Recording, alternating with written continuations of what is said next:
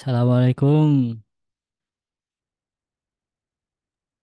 Waalaikumsalam warahmatullahi wabarakatuh. Sehat-sehat. Alhamdulillah. Alhamdulillah. Pulang nggak ke kampung nggak Lebaran? Nah, enggak aku. Enggak. Jadi di Jogja. Di Jogja. Ya nanti tak Lebaran main ke sana ya. Oke. Sehat toh? Anak sehat? Alhamdulillah. Udah sehat. Kemarin. Alhamdulillah. Sakit apa masalahnya? Ini apa namanya? Ketularan sih. Oh, ketularan Aku tuh apa? sakit. Tadinya aku dulu yang sakit. Ah, Dulu terus? batuk, demam. Oh, Udah. ikut Ketularan. ikut demam berarti ya. Mm-mm. Anak gitu mah saya juga kemarin gitu sakit, malah nular, flu juga. Ya alhamdulillah aman sekarang. Apalagi ibu-ibu tuh biasa khawatir. Eh, Kau ini ngajar di mana sih? Ngajar, ngajar di Mm-mm. pondok Panatagama. Daerah? Pondok Panatagama. Daerah? Hah? Oh ini Mbak Rini. Ya, nyari nyari ini dia klien. Biarin ini. Nggak pulang kampung itu. Bisa balik lagi ke Jogja dia itu. Aduh. Digodain Ustadz Firly. Balik lagi ke Jogja. Nyala Mbak Rin. Kenapa? Balik lagi ke Jogja ya. Digoda sama Ustadz Firly sih. Aduh, aduh, aduh. Ngeri nih jalur orang dalam ini ngeri. Lebaran balik hari ini. Enggak, habis tiket, Nur. Oh, habis tiket. Habis tiket. Minta sama Pak Firly lah. Tiketnya yang habis. Oh, tiketnya habis. Iya, udah pada sold out. Walah. Itu gimana ceritanya bisa balik lagi? Eh, Kan emang balik lagi. Oh, emang Udah balik lagi. lama. Cuman bentar Hmm. doang. Iya, Oh, cuma 3 bulan. Bentarnya sebulan. ah, Balik sebulan. ya, ya, ya, ya. Iklan doang. Oke deh. Ya wes, aku tak siap-siap dulu ya. Ini, Oke. yo.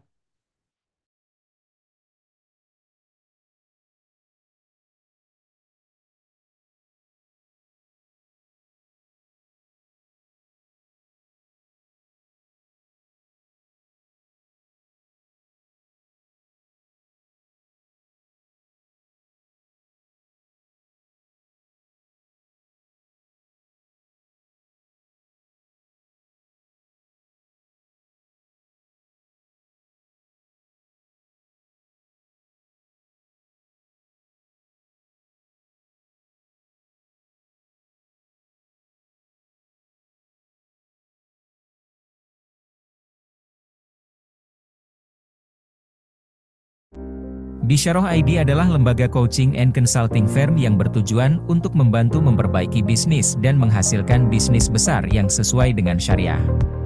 Bisharoh ID juga selalu berusaha untuk menghasilkan nilai terbaik untuk membentuk dan mewujudkan rencana kerja dengan hasil terbaik. Bisharoh ID membantu pelaku bisnis individu atau kelompok untuk membangun bisnis berdasarkan syariat Islam dengan pelayanan yang mencakup muamalah bisnis, improvement bisnis, branding dan marketing, bisnis fasilitator, bisnis operator dan manajemen bisnis. Bersama Bisharoh ID, mari kita gaungkan kembali kesuksesan dan keberkahan bisnis sesuai syariat Islam.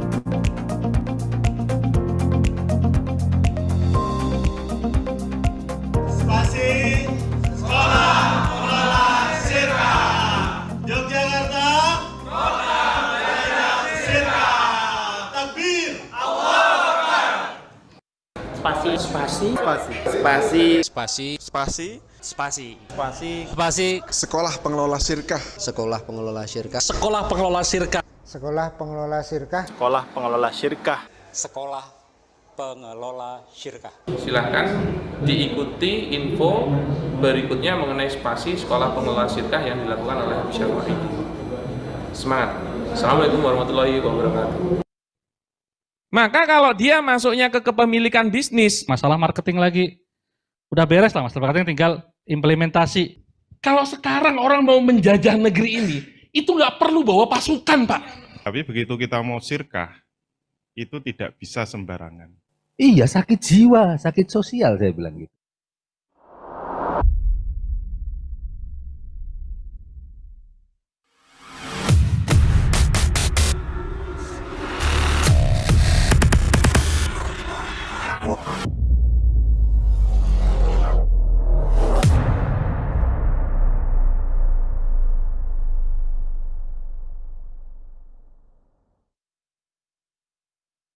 Kami belajar tentang filosofi sirkah. Menjadi sirkah yang baik, untuk bisa lebih baik untuk menjalani sirkah. Setelah mengikut spasi, jadi plong. Kita menjadi tercerahkan. Kita dapat pencerahan banyak sekali, ya, terutama terkait praktek-praktek sirkah yang banyak kelirunya. Yang menarik di acara spasi ini berbeda dengan workshop-workshop yang di luar sana. Mengajarkan beberapa bisnis, tentang bisnis, itu yang sesuai Al-Quran dan Sunnah. Ternyata kalau saya lihat lagi, banyak sekali ini kita terjebak di akad-akad yang nggak sesuai syariah. Kalau kalian mau bisnis, apapun bisnisnya, kalian mau jadi pengelolanya, tahan dulu. Belajar dulu di spasi. Ilmunya sangat bisa langsung diimplementasikan di usaha-usaha kita. Diajarkan bagaimana cara mengelola sirkah itu dengan baik, ya, dan jelas. Luar biasa, materi A sampai Z saya dapatkan, dan saya cukup bahagia, puas, sudah tentrem hari ini. Karena saya sudah mengetahui semua syarat sebagai pengelola terutama. Dan saya merekomendasikan teman-teman, ya, untuk mengikuti spasi batch berikutnya, ya, karena di sini akan bertemu dengan para expert, ya, bertemu dengan para praktisi yang memang sehari-hari berkecimpung di dunia sirkah. Ya, pastikan teman-teman hadir di spasi dan bertemulah dengan mereka-mereka yang punya frekuensi yang sama, dengan keinginan belajar yang sama, dan yang jelas menginginkan bisnisnya berkah. Kalau kita ingin menjalankan sirkah, maka perlu amanah, profesional, kafaah. Oleh karena itu diperlukan ilmunya dan juga diperlukan pelatihannya. Insya Allah saya melihat dalam materi spasi ini benar-benar sudah mencukupi untuk kebutuhan itu, sehingga diharapkan di dalam menjalankan amanah sirkah itu benar-benar profesional dan kafaah.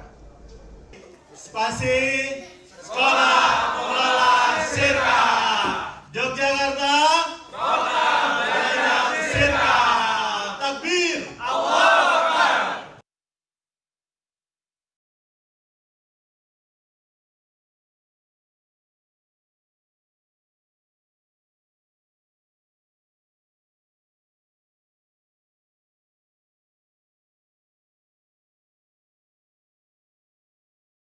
Maka kalau dia masuknya ke kepemilikan bisnis, Masalah marketing lagi. Udah beres lah masalah marketing, tinggal implementasi. kalau sekarang orang mau menjajah negeri ini, itu nggak perlu bawa pasukan, Pak. Tapi begitu kita mau sirkah, itu tidak bisa sembarangan. Iya, sakit jiwa, sakit sosial saya bilang gitu.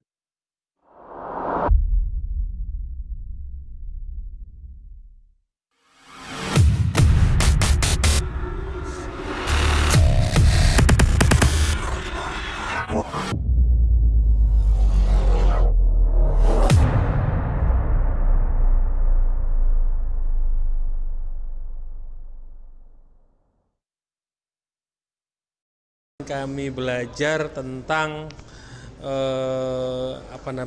filosofi sirkah. Menjadi sirkah yang baik, untuk bisa lebih baik untuk menjalani sirkah. Setelah mengikut spasi, jadi plong. Kita menjadi tercerahkan. Kita dapat pencerahan banyak sekali, ya, terutama terkait praktek-praktek sirkah yang banyak kelirunya. Yang menarik di acara spasi ini berbeda dengan workshop-workshop yang di luar sana. Mengajarkan beberapa bisnis, tentang bisnis, itu yang sesuai Al-Quran dan Sunnah. Ternyata kalau saya lihat lagi, banyak sekali ini kita terjebak di akad-akad yang nggak sesuai syariah. Kalau kalian mau bisnis, apapun bisnisnya, kalian mau jadi pengelolanya, tahan dulu. Belajar dulu di spasi. Ilmunya sangat bisa langsung diimplementasikan di usaha-usaha kita. Diajarkan bagaimana cara mengelola sirkah itu dengan baik ya dan jelas. Luar biasa, materi A sampai Z saya dapatkan dan saya cukup bahagia, puas, sudah tentrem hari ini karena saya sudah mengetahui semua syarat sebagai pengelola terutama. Dan saya merekomendasikan teman-teman ya untuk mengikuti spasi batch berikutnya ya. Karena di sini akan bertemu dengan para expert ya, bertemu dengan para praktisi yang memang sehari-hari berkecimpung di dunia sirkah.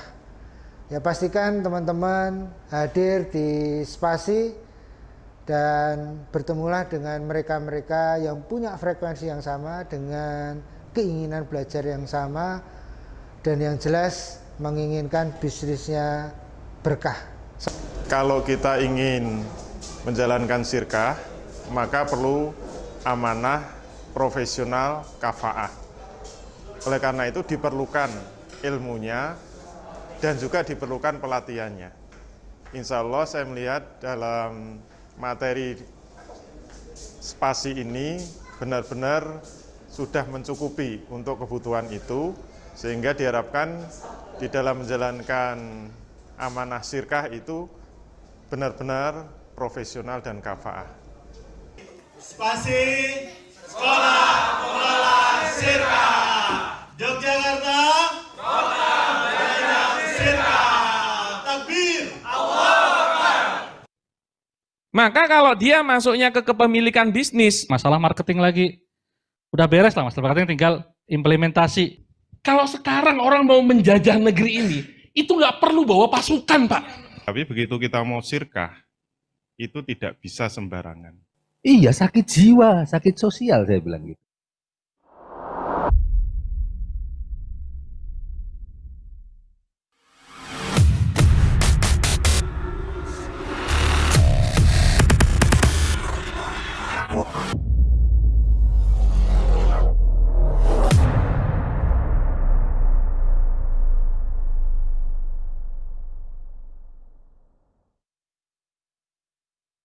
Kami belajar tentang filosofi sirkah. Menjadi sirkah yang baik, untuk bisa lebih baik untuk menjalani sirkah. Setelah mengikut spasi, jadi plong. Kita menjadi tercerahkan. Kita dapat pencerahan banyak sekali, ya, terutama terkait praktek-praktek sirkah yang banyak kelirunya. Yang menarik di acara spasi ini berbeda dengan workshop-workshop yang di luar sana. Mengajarkan beberapa bisnis, tentang bisnis, itu yang sesuai Al-Quran dan Sunnah. Ternyata kalau saya lihat lagi, banyak sekali ini kita terjebak di akad-akad yang nggak sesuai syariah. Kalau kalian mau bisnis, apapun bisnisnya, kalian mau jadi pengelolanya, tahan dulu. Belajar dulu di spasi. Ilmunya sangat bisa langsung diimplementasikan di usaha-usaha kita. Diajarkan bagaimana cara mengelola sirkah itu dengan baik ya dan jelas. Luar biasa, materi A sampai Z saya dapatkan dan saya cukup bahagia, puas, sudah tentrem hari ini karena saya sudah mengetahui semua syarat sebagai pengelola terutama. Dan saya merekomendasikan teman-teman ya untuk mengikuti spasi batch berikutnya ya. Karena di sini akan bertemu dengan para expert ya, bertemu dengan para praktisi yang memang sehari-hari berkecimpung di dunia sirkah. Ya pastikan teman-teman hadir di spasi dan bertemulah dengan mereka-mereka yang punya frekuensi yang sama, dengan keinginan belajar yang sama, dan yang jelas menginginkan bisnisnya berkah. Kalau kita ingin menjalankan sirkah, maka perlu amanah, profesional, kafaah. Oleh karena itu diperlukan ilmunya dan juga diperlukan pelatihannya.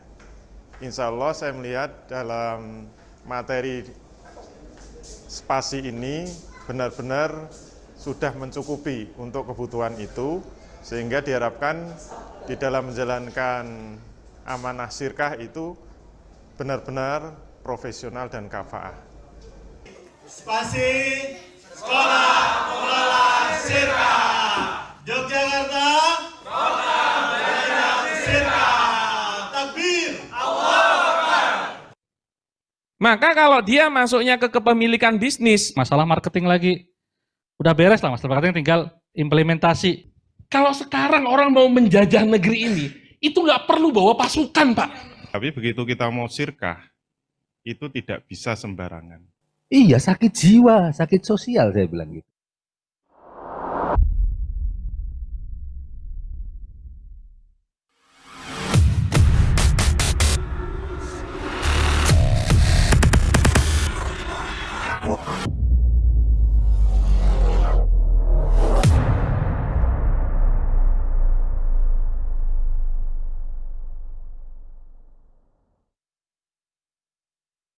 Kami belajar tentang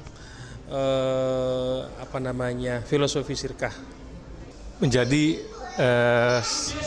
sirkah yang baik, untuk bisa lebih baik untuk menjalani sirkah. Setelah mengikut spasi, jadi plong. Kita menjadi tercerahkan. Kita dapat pencerahan banyak sekali, ya, terutama terkait praktek-praktek sirkah yang banyak kelirunya. Yang menarik di acara spasi ini berbeda dengan workshop-workshop yang di luar sana. Mengajarkan beberapa bisnis, tentang bisnis, itu yang sesuai Al-Quran dan Sunnah.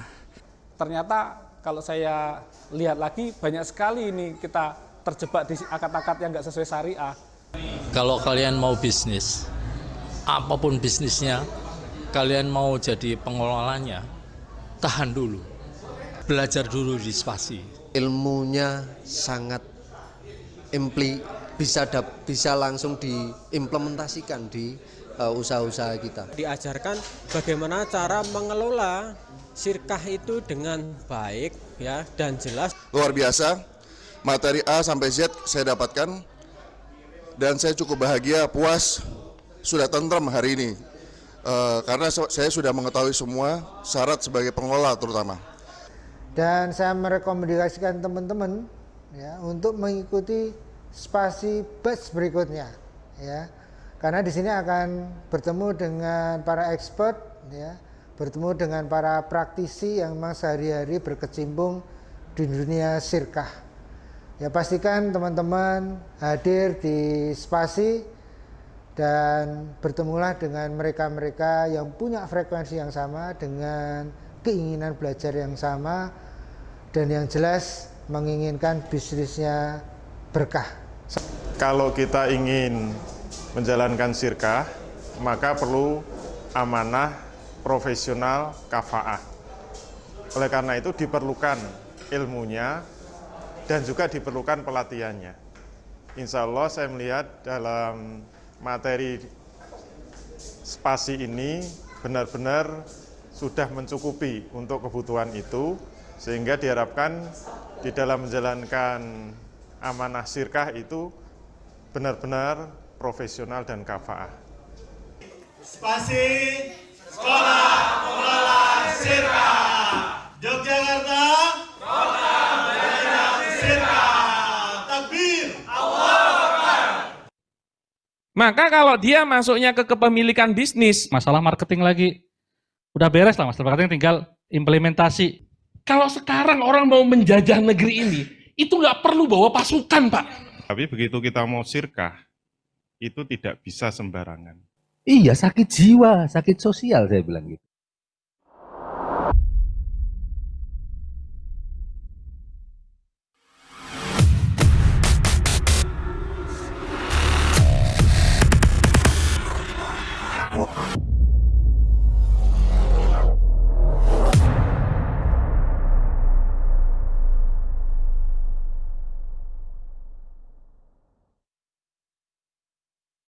kami belajar tentang filosofi sirkah. Menjadi sirkah yang baik, untuk bisa lebih baik untuk menjalin sirkah. Setelah mengikut spasi jadi plong. Kita menjadi tercerahkan. Kita dapat pencerahan banyak sekali, ya, terutama terkait praktek-praktek sirkah yang banyak kelirunya. Yang menarik di acara spasi ini berbeda dengan workshop-workshop yang di luar sana. Mengajarkan beberapa bisnis, tentang bisnis, itu yang sesuai Al-Quran dan Sunnah. Ternyata kalau saya lihat lagi banyak sekali ini. Ilmunya kafaah. Sirkah Yogyakarta, program belajar sirkah. Takbir, Allahu Akbar. Maka kalau dia masuknya ke kepemilikan bisnis, Masalah marketing lagi. Udah beres lah masalah marketing, tinggal implementasi. kalau sekarang orang mau menjajah negeri ini, itu nggak perlu.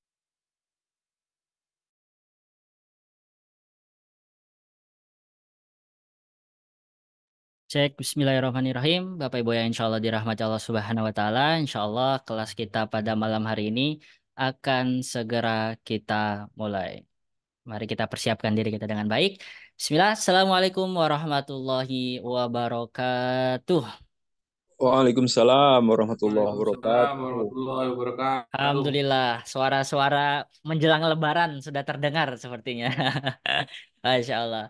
Baik, alhamdulillahirrabbilalamin. Wassalatu wassalamu ala asrofil anbiya wal mursalin wa ala alihi wa sahbihi ajma'in. Alhamdulillah, Bapak Ibu yang insya Allah dirahmati Allah Subhanahu wa Ta'ala.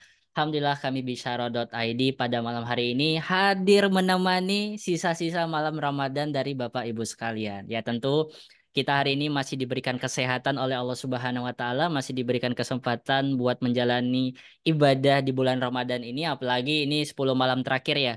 Malah kita raih tuh malam Lailatul Qadar yang memang sudah dijanjikan oleh Allah Subhanahu wa Ta'ala.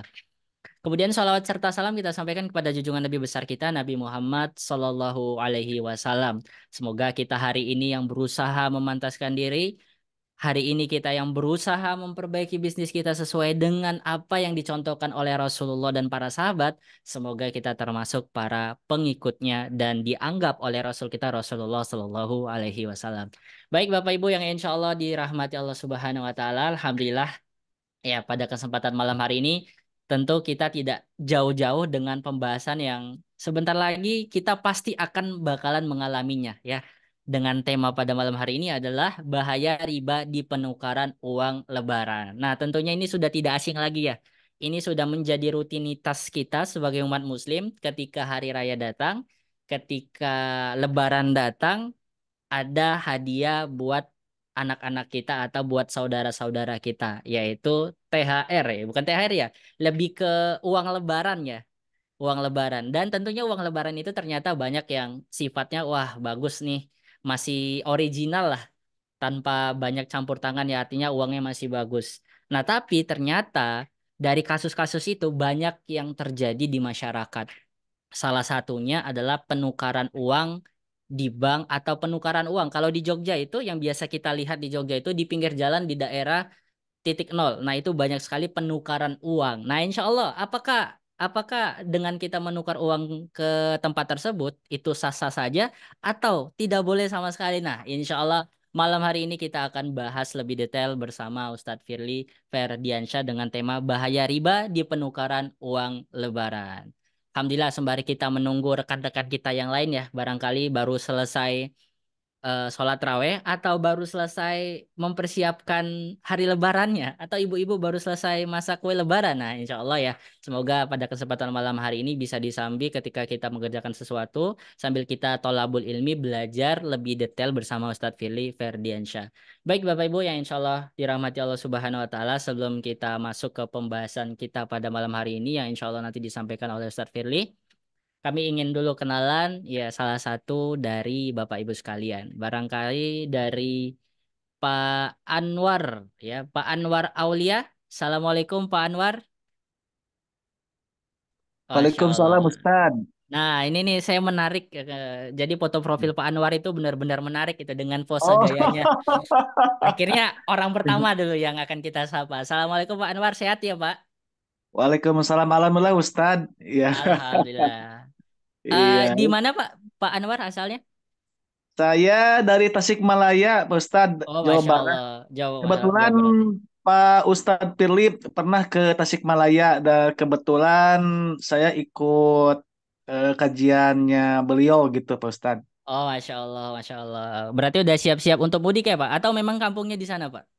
Emang kampung di Tasik, Pak Oh, Ustadz. Masya Allah, Alhamdulillah. Berarti Ya. juga udah sering ketemu dengan Ustadz Fili ya, Pak, ya? Baru 1 kali sih. Oh, baru 1 kali gimana, Pak? Bingung? eh apa namanya apa namanya gaya ceramahnya Ustadz Firly itu bagus, Ustadz. Jelas gitu, dalam menjelaskan sesuatu itu jelas gitu, Pak Ustadz Firly itu ya. Benar-benar ini ya, Pak, ya. Mengalir Iya. dan benar-benar kita harus bisa memahami Ah, fakta dulu. Makanya kalau betul, kita ini mau bertanya, tapi kalau kita nggak tahu faktanya, nah kejebak kita di situ, Pak. Salah pertanyaan kita berarti. betul, Oke, betul. oke. Iya. Oke, Pak Anwar, terkait dengan materi hari ini kan bahaya riba di penukaran uang lebaran, ya. Nah, tanggapan Pak Anwar materi kita pada malam hari ini, apa yang ingin Pak Anwar dapatkan sesuatu pada malam hari ini, Pak Anwar? Ya tentunya kalau yang ini didapatkan ya tentunya ilmu gitu ya, yang insya Allah akan disabkan oleh Pak Ustadz Firly gitu. Dan memang eh, menjelang Lebaran seperti saat ini memang marak sekali terjadi penukaran uang gitu Ustadz ya.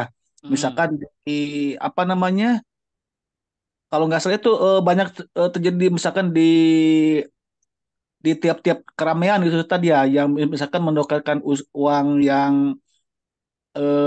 lama menjadi uang baru gitu kan, atau misalkan pecahan 100.000 menjadi pecahan 5 ribuan itu kan sekarang lagi marak-maraknya Ustadz gitu ya. Iya, benar. Ya, Oke. dan tentunya ya saya ingin mendapatkan ilmu yang insya Allah akan disampaikan oleh Pak Ustadz Firly gitu Ustadz. Oke, Masya Allah. Iya. Berarti belum belum tahu juga ya, Pak, jawabannya. Itu boleh atau tidak ya? eh Sekira sudah ya ya? sebetulnya sih sudah, cuman pingin tahu ilmu yang lebih baru gitu tadi gitu ya. Ya, ya, betul, betul, betul. Oke, Ya, baik, Pak Anwar. ya. Terima kasih banyak, Pak Anwar. Semoga Pak Anwar diberikan sehat selalu oleh Allah Subhanahu wa Ta'ala. Amin. Terima kasih Ustadz ya. Ya, Pak Anwar. Baik. Kita satu lagi barangkali dari Ibu Erlin Hasana. Assalamualaikum, Ibu Erlin. Apakah terhubung dengan kita? Waalaikumsalam Masya warahmatullahi Allah. wabarakatuh. Sehat, Ibu Erlin? Alhamdulillah. Alhamdulillah. Ibu Erlin asalnya dari mana, Ibu? Dari Temanggung, Pak. Oh, Temanggung. Alhamdulillah. Dekat ya dari Jogja ya. Iya. Baik. 70 kilo. 70 kilo ya. Masya Allah, Masya Allah. Iya. Baik. Udah pernah ketemu dengan Ustadz Fili, Ibu Erlin? Belum Wah, tahu ini nih. baru aja ini. Oh, ini baru pertama kali ya, Ibu ya? Iya. Kok bisa? Khawatirnya ini saya tuh salah masuk apa enggak ya? Kan saya cuma pedagang kecil-kecilan aja. Masa Oh, ikut kayak gini. justru menjadi kewajiban, Bu. Karena kan pedagang itu biasanya uangnya banyak ya. Banyak, kemudian Alhamdulillah. saudara-saudaranya banyak. Nah kan pengen sedekah ya, ngasih THR ke saudara-saudara atau cucu-cucunya Iya. atau anak-anak dari saudaranya. Nah malah ini Betul. wajib, Bu. Oke, baru Iya. pertama kali ya, Bu Erlin ya. Terkait Iya. dengan materi ini, Bu, tanggapannya seperti apa? Apa yang ingin Ibu dapatkan pada malam hari ini terkait dengan bahaya riba di penukaran uang lebaran? Saya kira untuk penukaran uang itu enggak riba deh. Nggak riba ya? Iya, karena jasa aja dia udah nukerin kita jadinya Bayar gitu ya, Bu ya? misalnya 1 juta terus enggak sampai 1 juta gitu aja. Kalau menurut saya loh. Heeh. Oh, Tapi kalau enggak hanya tahu. sebatas tukaran ya 1 juta tuh enggak ya? Iya, enggak. Biasanya berkurang kan? Kita 1 juta terus dapatnya 950 misalnya gitu. Oh iya, jadi Ya, berkurang. sebagai dia apa ya? Oke. Untungan dia gitu. Ya, betul betul. Nah, Berarti selama ini yang Ibu pahami seperti itu ya, Bu ya? Iya. Oke, Iya. nah malam hari ini kita sama-sama nih Bu cari tahu yang mana sih yang benarnya. Kalau kita misalnya jawab yang Ibu sampaikan tentu ada dalilnya gitu kan Bu ya. Atau sebaliknya Iya. tentu ada dalilnya. Oke, siap. Ibu Erlin, terima kasih banyak. Semoga Ibu diberikan kesehatan selalu oleh Allah Subhanahu wa Amin, taala. amin, amin, Oke, amin ya Rabbal baik. Oke, sebelum kita masuk kita sapa terlebih dahulu. Nah, ini pemateri spesial kita Ustadz Firly Ferdiansyah. Assalamualaikum Ustadz, apakah sudah ready? Masya Allah. Waalaikumsalam warahmatullahi wabarakatuh. Waalaikumsalam warahmatullahi wabarakatuh. Ustadz, THR saya udah disiapkan Ustadz. Sudah. Amplopnya sudah ready. Oh, amplopnya Alhamdulillah, amplop kosong Ya. ya. Baik, Ustadz Firly, gimana kabarnya Ustadz? Oke, alhamdulillah sehat. Dengan gimana Mas Nur? Sehat ya? Alhamdulillah sehat Ustadz. Alhamdulillah insya Allah. Pada malam hari ini boleh spill sedikit Ustadz, mukodimah, kurang lebih 1 menit Ustadz, untuk kita nantinya mendalami materi kita tentang bahaya riba di penukaran uang lebaran. Ya, nanti terutama seperti yang disampaikan Bu Erlin Hasanah, nanti kita akan buktikan apakah Oke. itu boleh-boleh saja atau tidak. Dan Oke. sebenarnya materi yang akan saya sampaikan ini menarik karena saya ada prolognya, ada pembahasannya, ada yang pemfaktaannya, kemudian nanti pembahasannya. Oke. Nah, itu sebenarnya menarik. Nanti kita akan jawab juga bahwa itu kan jasa. Nah, nanti ada jawabannya di situ. Oke, nah ini siap-siap buat Bu Erlin dan semuanya ya, karena kita lagi-lagi mencari kebenaran ya, bukan pembenaran. Oke, oke, Ustaz, jazakallah khairan. Baik, Bapak Ibu yang insya Allah dirahmati Allah Subhanahu Wa Taala. Jadi nanti jika ada pertanyaan, kami persilakan untuk raise hand atau juga boleh chat di kolom komentar ya. Jadi siapkan juga catatannya jika memang pengen mencatat materi kita pada malam hari ini. Baik, sebelum kita mulai untuk mendapatkan keberkahan dari Allah Subhanahu Wa Taala, mari kita membuka dengan basmalah terlebih dahulu. Bismillahirrahmanirrahim. Baik, untuk mengefektifkan waktu karena sudah tidak sabar sepertinya Pak Anwar dan Bu Erlin ini Ustadz Firly, langsung saja kepada Ustadz Firly kami persilakan tafadhol masykurah. Baik, Bismillahirrahmanirrahim. Assalamualaikum warahmatullahi wabarakatuh. Oke, alhamdulillahirabbil alamin. Alhamdulillahirabbil alamin. Assalatu wassalamu ala asrofil anbiya'i wal mursalin sayyidina wa maulana Muhammadin wa ala alihi wa sahbihi ajma'in. Amma ba'd. Oke, alhamdulillah malam hari ini kita bisa bertemu kembali ya. Mungkin sebagian juga sudah berkegiatan untuk tarawih, kemudian lanjut thalabul ilmi. Semoga apa yang kita pelajari malam hari ini bisa menjadi ilmu yang bermanfaat. Amin. Nah, diskusi malam hari ini cukup sebenarnya hal yang sudah umum terjadi. Tapi benarkah dari tinjauan syariat itu diperbolehkan atau tidak? Gitu. Nah, perkenankan saya untuk share screen ya, karena saya sudah punya materinya ini. Sebenarnya menarik untuk dibahas. Biar menambah maklumat agar tidak berpotensi kita lakukan di lain waktu setelah kita tahu. Ya. Nah, malam hari ini pembahasannya itu terhadap budaya riba di penukaran uang lebaran. Ya, termasuk bahayanya itu bagaimana sih? Nah, semoga nanti ilmu ini bisa menambahkan maklumatnya. Dan kalau sudah paham, nanti bisa ikut mendakwahkannya. Soalnya kayaknya sudah mulai banyak ya di pinggir jalan ya. Udah seminggu kurang ya. Biasanya udah pada nuker-nuker. Nah, kita prolog dulu ya. Kita kasih pembukaannya dulu, pengantarnya. Ini diikutin nih, yang konsen. Jangan sampai nanti miss sesuatu nggak maksimal. Jadi Idul Fitri adalah salah satu hari raya umat Islam. Nah, setelah berpuasa sebulan penuh di bulan Ramadan, maka pada 1 Syawal tersebut merupakan hari raya Idul Fitri atau yang biasa disebut Lebaran. Padahal harusnya kalau puasa itu agak menciut ya, bukan melebar ya. Ini malah lebaran. Nah, itu perlu dicek ya, termasuk saya ini kayaknya. Nah, dan ada tradisi di hari Lebaran tersebut, biasanya para orang tua atau dewasa itu memberikan amplopan untuk diberikan kepada anak-anak kecil atau saudara-saudara yang lebih muda dalam rangka bersedekah dan insya Allah akan berbuah pahala. Tujuannya kan baik, niatnya sangat baik dan berpotensi berbuah pahala. Nah, agar bisa memberikan kepada lebih banyak penerima, biasanya uang atau dana yang ada sering ditukarkan ke nilai uang yang lebih kecil dan juga uang yang baru. Tadi sudah diprolog oleh Mas Nur juga, biasanya kan pinginnya uangnya yang fresh from the oven. Nah, maka menjelang Lebaran banyak orang yang menukarkan uang-uang pecahan besar menjadi pecahan yang lebih kecil dan juga keluaran yang baru.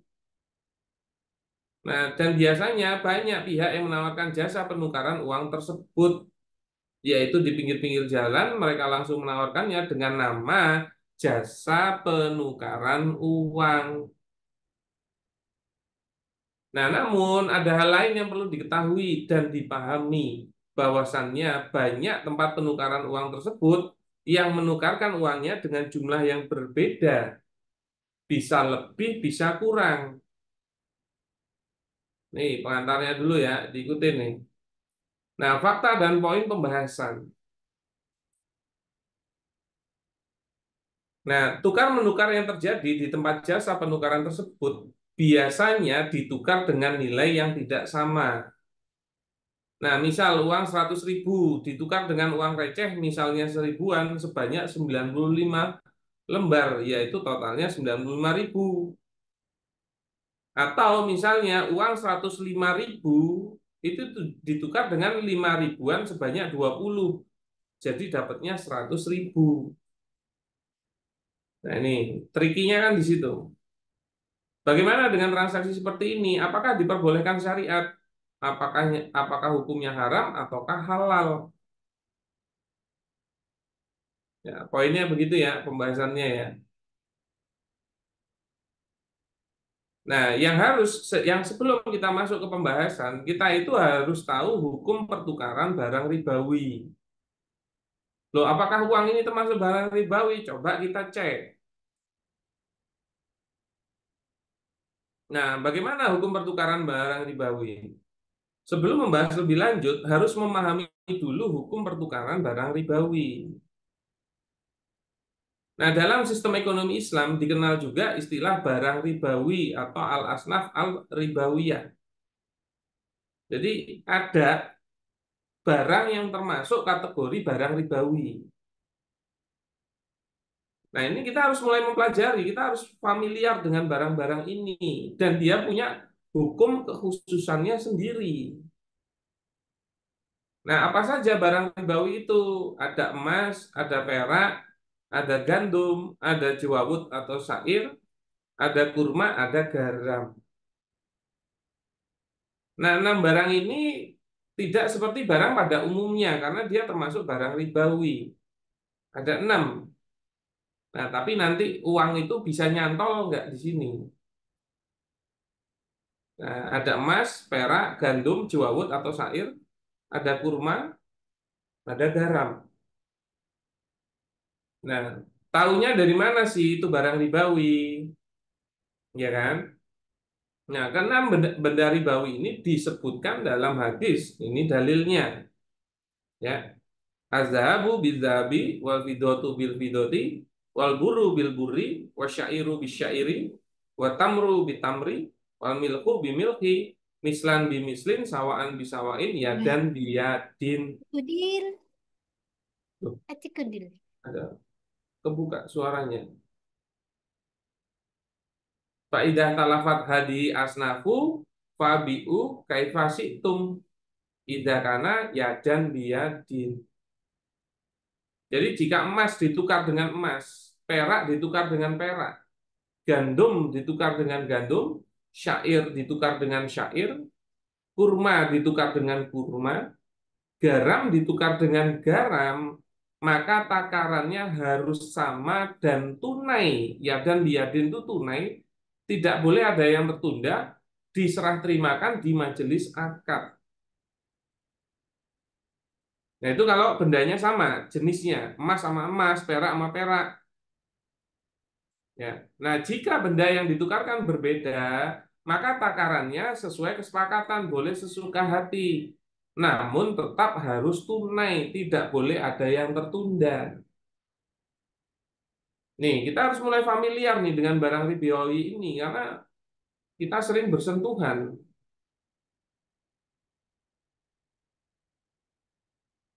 Oke, nah gimana lanjutannya? Dalam hadis riwayat yang lain juga disampaikan, az-zahabu bizabi wal fidatu bil fidati wal buru bil buri wasyairu bisyairi wa tamru bitamri wal milhu bimilhi mislan bimislin yadan biyadin faman zada awis tazada faqad arba al ahidu wal mu'ti fihi sawaun.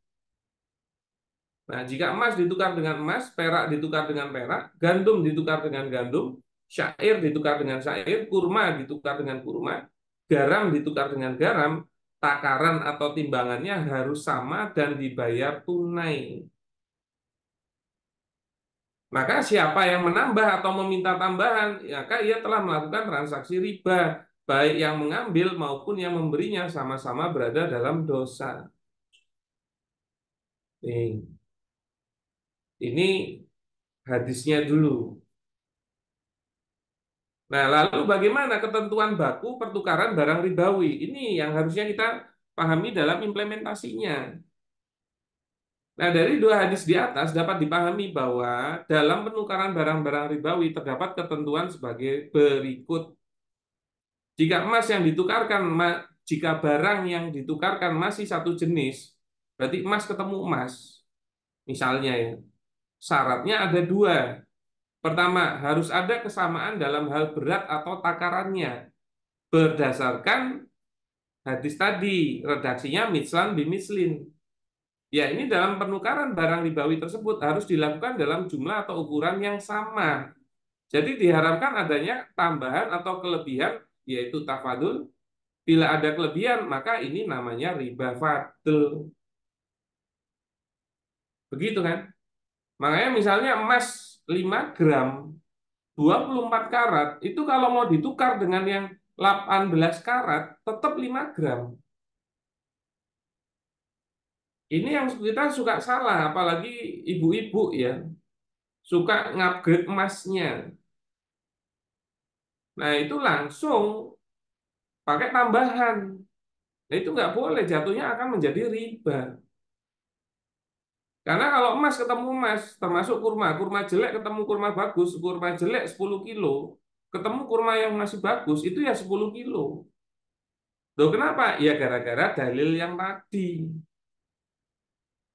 Kalau ada dalilnya ya nggak bisa didiskusikan kenapa kok Allah menentukannya seperti itu. Ya itu terserah Allahnya kan. Nah, ketentuan yang kedua harus ada serah terima atau takobud di majelis akad, yakni dilakukan secara kontan atau tunai, tidak ada yang tertunda. Redaksinya berdasarkan hadis yadan biyadin, dari tangan ke tangan, yakni dalam penukaran barang ribawi harus dilakukan secara kontan. Jadi diharamkan jika terjadi penundaan atau takjil. Yang mana kalau terjadi penundaan namanya riba nasi'ah.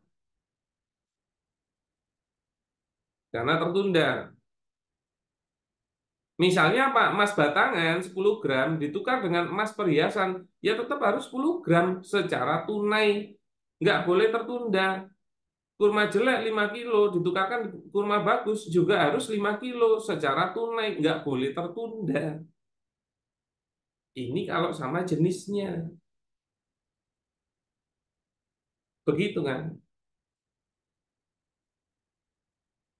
Nah, jika barang yang ditukarkan tidak sejenis, misal emas ketemu kurma, nah ini boleh kalau mau ada kelebihan tambahan atau takarannya disepakati.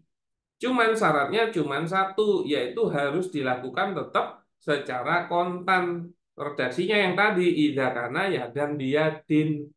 Jika hal itu dilakukan secara kontan. Jadi walaupun dia tidak sejenis, tetap wajib kontan. Kan begitu. Nah, misal emas 2 gram ditukar dengan kurma 20 kg secara tunai. Jadi emasnya harus bisa diserah terimakan di majelis akad, kurmanya 20 kilo juga begitu. Nggak boleh ada yang tertunda. Kalau tertunda jadinya tadi riba nasi'ah. Oke. Nah, bagaimana kalau ketentuan baku pertukaran uang? Tadi kan pertukaran barang ribawi. Nah, sekarang tentang pertukaran uang atau sorf. Bahasa fikihnya itu sorof. Nah, dalil-dalil di atas berlaku pula untuk penukaran mata uang. Sebagaimana berlaku pada emas dan perak seperti dalam teks hadis di atas. Nah, ini bukan karena kias ya, tapi melainkan karena kesamaan sifat yang ada pada emas dan perak, yaitu dulu juga sebagai mata uang, yang juga terdapat pada uang nukut yang sekarang ada. Jadi emas dan perak itu dulu juga berfungsi sebagai mata uang. Maka semua mata uang itu memang punya sifat yang sama, maka dihukuminya sama seperti barang ribawi. Nah, akhirnya tambah satu barang ribawi, yaitu uang. Tadi kan cuma 6 ya, dasarannya begitu. Tapi uang itu punya sifat yang sama seperti emas dan perak. Maka uang termasuk barang ribawi. Nah, walaupun secara fisik uang sekarang berupa kertas, tetapi dalam hal ini uang dihukumi sama seperti emas dan perak. Alasannya karena zaman sekarang peran dan sifat uang kertas tersebut tidak jauh berbeda atau sama dengan emas dan perak zaman dulu, yaitu sama-sama dijadikan alat tukar transaksi.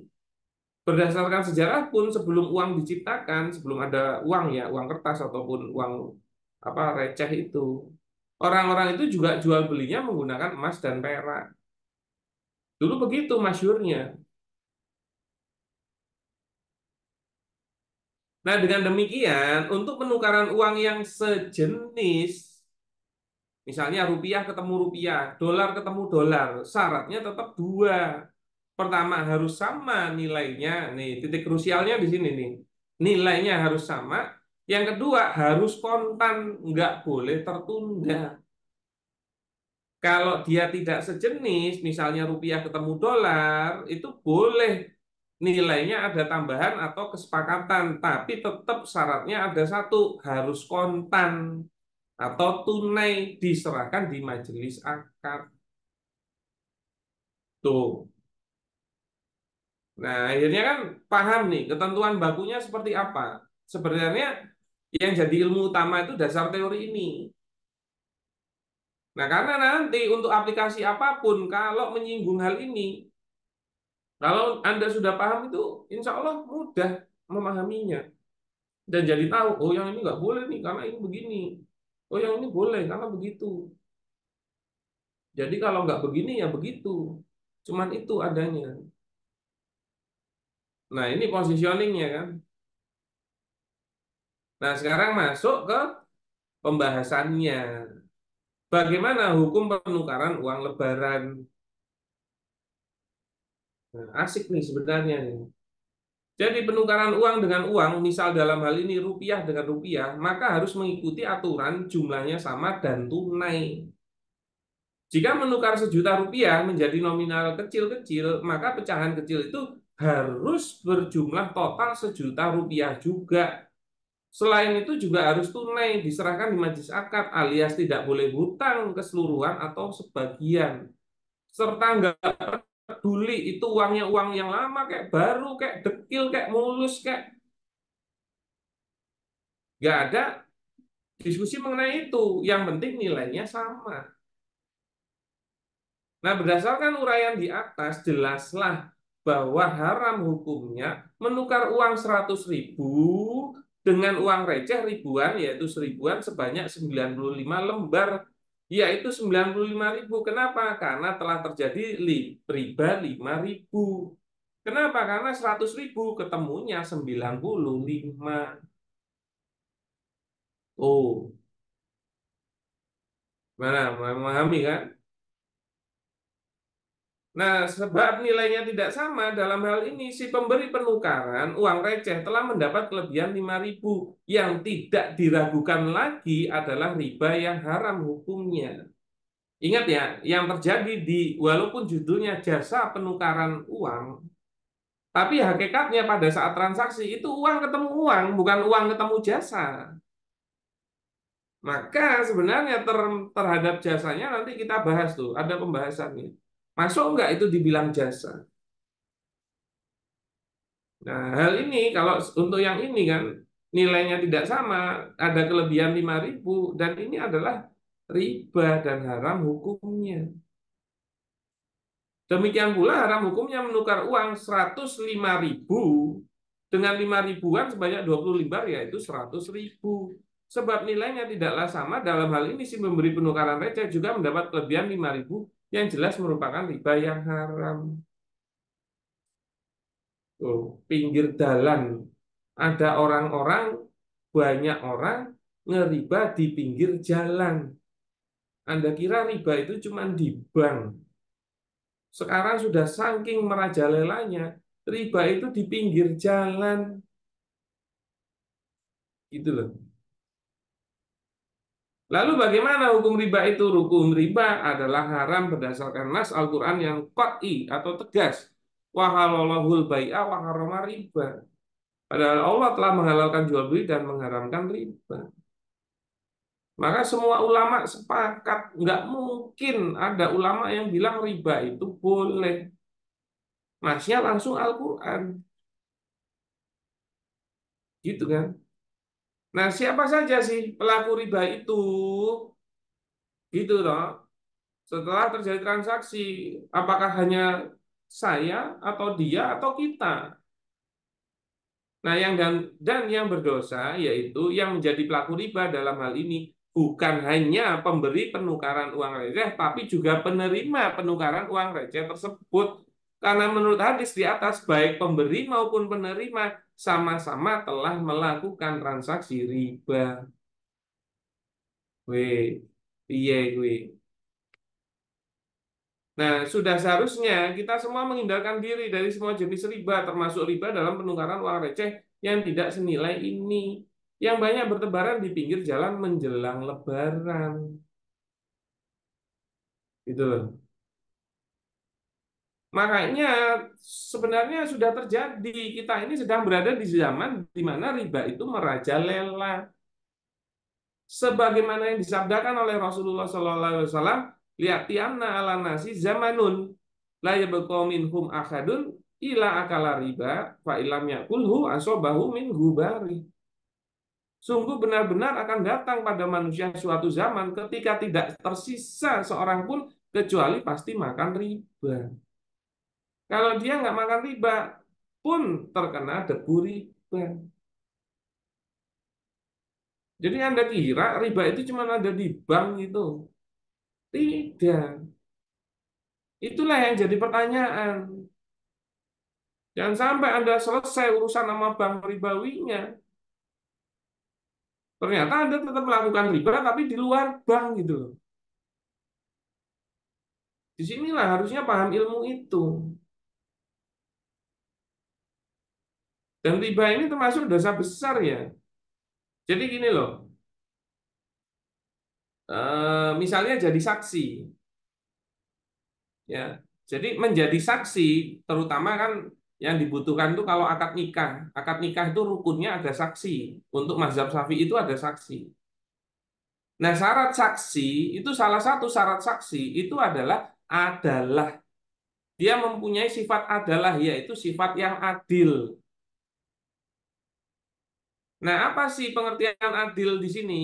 Kalau di dalam terminologi Islam, adil itu adalah tidak melakukan dosa besar atau tidak melakukan dosa kecil yang secara berturut-turut. Nah, maksudnya apa? Maka kalau Anda telah melakukan riba, telah hilang term adil di diri Anda. Yang mana Anda kalau jadi saksi, sebenarnya batal kesaksian Anda. Tuh, saya itu waktu belajar sama guru saya itu ya, ini jadi dulu waktu saya nikah, itu salah satu saksinya dari pihak saya, itu Pak Chandra, ex-bank kakak saya sendiri. Padahal beliau waktu itu masih aktif jadi pegawai bank yang melakukan transaksi ribawi. Nah, gimana coba? Berarti sebenarnya persaksian beliau di akad tersebut itu sebenarnya tidak sah gitu. Padahal beliau adalah orang yang menjadi saksi dalam pernikahan saya. Wih, piye jalur urusannya. Padahal saksi itu rukun. Berarti kalau rukunnya batal, akad nikah saya gimana coba? Bingung dong.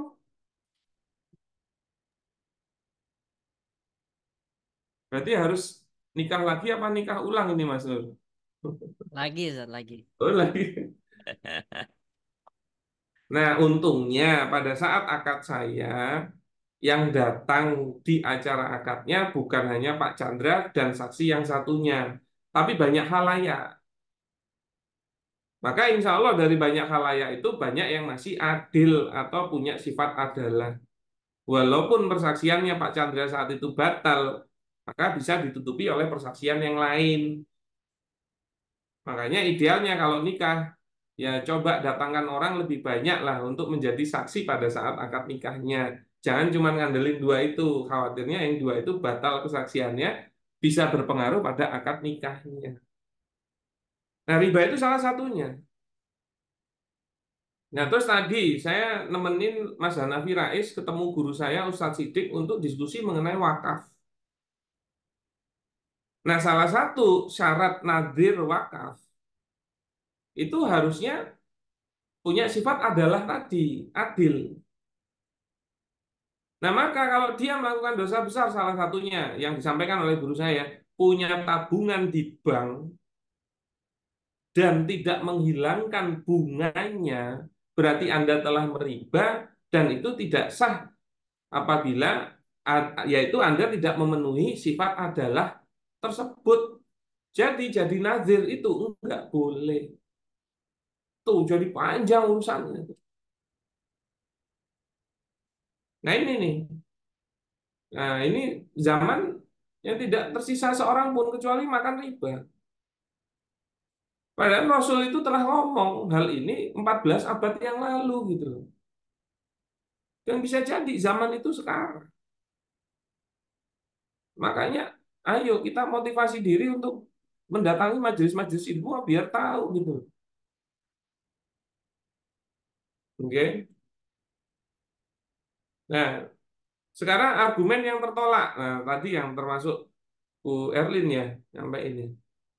Yang pertama, argumen saling ridho. Nah, bagaimana jika itu dilakukan dengan cara dasar saling ridho? Ada yang beralasankan, bukankah jika saling ridho menjadi diperbolehkan? Karena yang dilarang itu jika ada yang terpaksa dan tidak saling ridho. Kan begitu kan? Sebagaimana firman-Nya. Jadi firman Allah ini memang menjadi dalilnya. Ya lazina amanu la taqulu amwalakum bainakum bil batil ila antakuna tijarotan antarodin minkum. Hai orang-orang yang beriman, janganlah kamu saling memakan harta sesamamu dengan cara yang batil, kecuali dengan jalan perniagaan yang berlaku saling ridho. Nih, sebenarnya argumentasi itu nggak salah-salah banget sih, tapi tetap salah loh. Gimana ya? Nah, redaksinya kan bilangnya saling ridho ini, begitu kan? Nah, tapi apakah benar redaksinya itu hanya tentang saling ridho? Tidak. Bahkan redaksi awalnya itu tentang batil atau tidaknya dulu. Gitu loh. Nah, argumentasinya harus dipahami dulu redaksi dari ayat tersebut, yaitu mengenai batil atau tidaknya terlebih dahulu sebelum mengenai ridho atau tidaknya. Maka bila terjadi transaksi atau muamalah yang batil atau melanggar syariat, dalam hal ini adalah riba yang memang tegas hukumnya, sekalipun para pelakunya saling ridho dan ikhlas, tetaplah batil dan tidak mengubah hukumnya, yaitu tetap haram. Kenapa seperti itu? Karena transaksi ini diharamkan bukan semata terkait haknya orangnya, tapi diharamkan karena melanggar aturan syariatnya. Maka kalau melanggar aturan syariat, mbok disepakati ya tetap orang oleh. Karena itu kesepakatan yang batil jatuhnya. Makanya argumen saling ridho itu tertolak. Nah, bagaimana argumen sebagai upah jasa penukaran uang? Nah, tadi ya yang disampaikan Bu Erlin itu.